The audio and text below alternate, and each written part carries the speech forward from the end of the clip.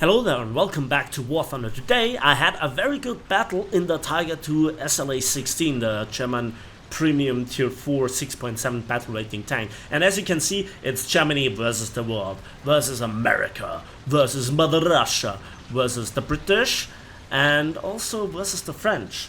So no Italians to help you, no Japanese to help you. So you have all the problems, but I am top tier. I am top tier, and look how I play the match. I play practically my own support, and I want to comment on the tactical perspective. Not just the pure engagements one by one, but also then how I use my tank and how I can be the thorn in the side of the enemy's approach. So I go right into the middle of the map, and this is now a bit experienced to shoot away the holes, I'd say, here on the road, to not lose that much speed, to use the hard ground to actually keep my speed. Everything that this tank offers I use. Now why do I play this tank? Well, I love my Tiger 2s, but I rarely play them. I have an opinion about how them being bad. Not them being actually bad, but they can rarely use their assets and what they have going for you. Now there we have the first customer of the day. It's a PT-76, and we actually track him. The shell goes right through the tank without doing anything, and I want to finish him off. He fires at me, but he doesn't have the heat shell, or hits the upper frontal plate, and now we hit the transmission. So actually not a shot that hull braked him, but now I expected to hit the engine with the heat shell to hull break him. The M36 Slugger arrives, and what is that? Oh, that's a Centurion Mark 1. We have the side shot, and before he could aim, we finish him off. That's the power of the long 88 when you penetrate. You have a decent rate of fire, you have decent penetration, but when you face something with really thick armor, the tank got power creep.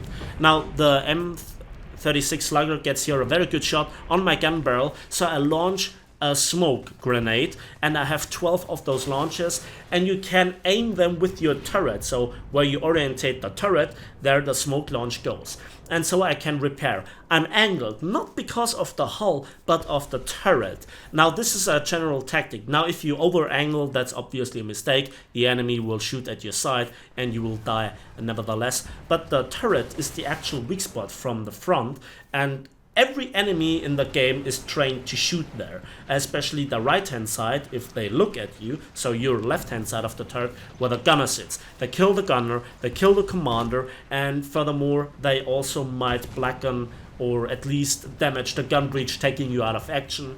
You have the repair time, they go flank around or retreat, and then you are in a world of trouble.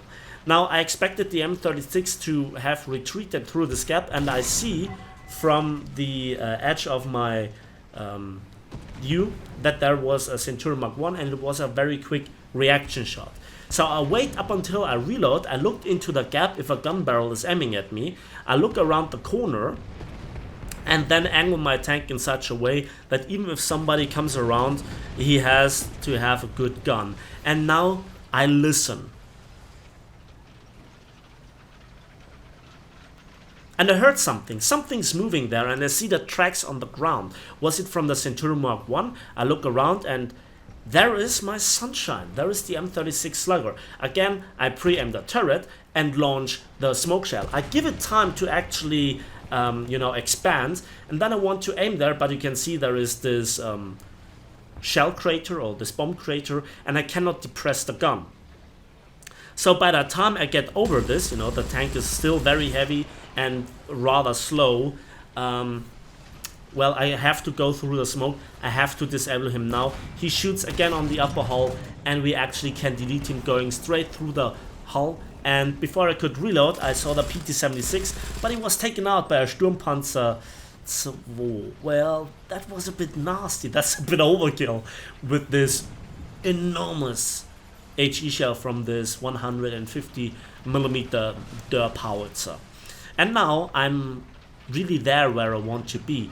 I'm where I can see the enemy coming from all sides. I hear them, and we have broken through the enemy lines. And watch that shot.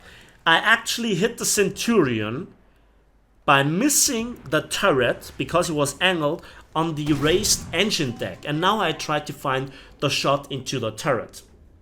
First one doesn't go through because of the overlay. Finally I get the kill assist on the M6A1. The second one also doesn't go through the gun mantle of the Centurion Mark 1. Those are pretty nasty buggers, very bouncy, very thick armor, and finally we find the weak sword of the weak part of the armor.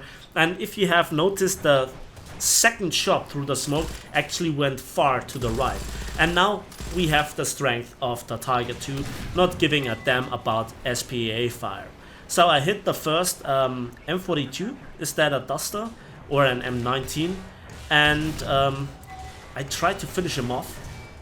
The shell goes, actually the fuse activates. Now I reload a heat shell, and watch the difference. That's the reason why I use a lot of heat shells in my Tiger IIs, to hull break certain SPAs, where you usually can pump in a lot of lead with the armor piercing shell.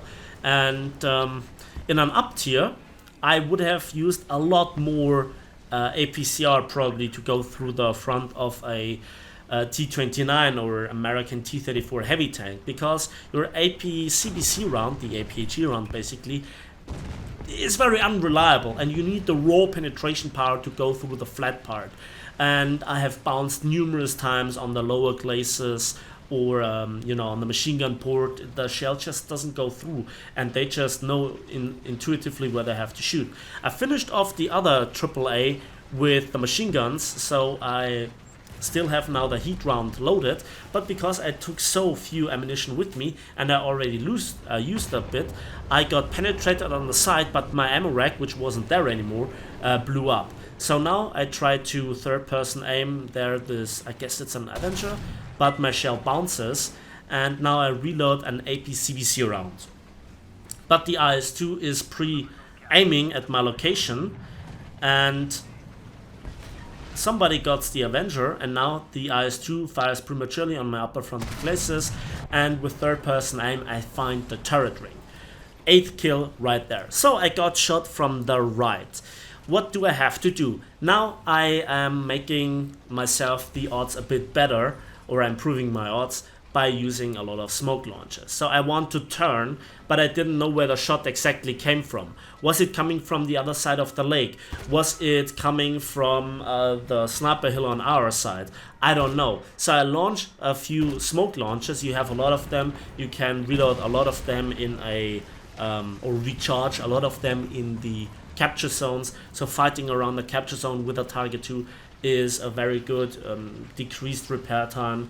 And now there is a Tiger 2 already near the sniper hill. So I think to myself, what could possibly go wrong? Now there are so many team members all around me. It's very unlikely that the last enemy tank actually shoots me.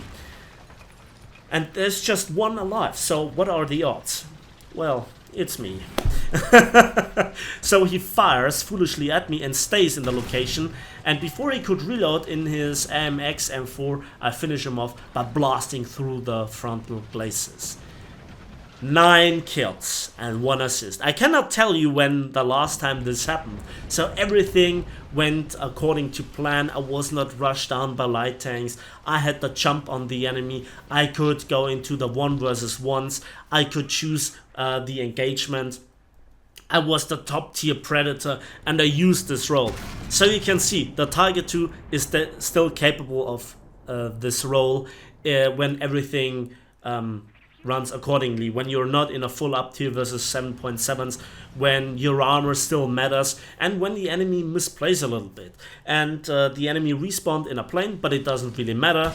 And survivor medal. So let's have a quick look at the results. Now, why do I play this tank as well? I wanted to show you how to use your Tiger 2, because I talk about this tank a lot, but I do not really use it, and there is not a lot of time left before, assumingly, the Tiger 2 with the 10.5 centimeter gun and the Panther 2 will get probably removed. So here are the results: 75,000 silver lines, which is a big chunk of money, and 7,811 score points.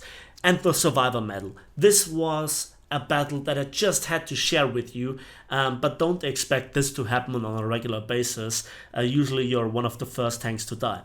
First in team, 2,832 score points, 9 kills, 1 assist, beautiful. So that's it for me today.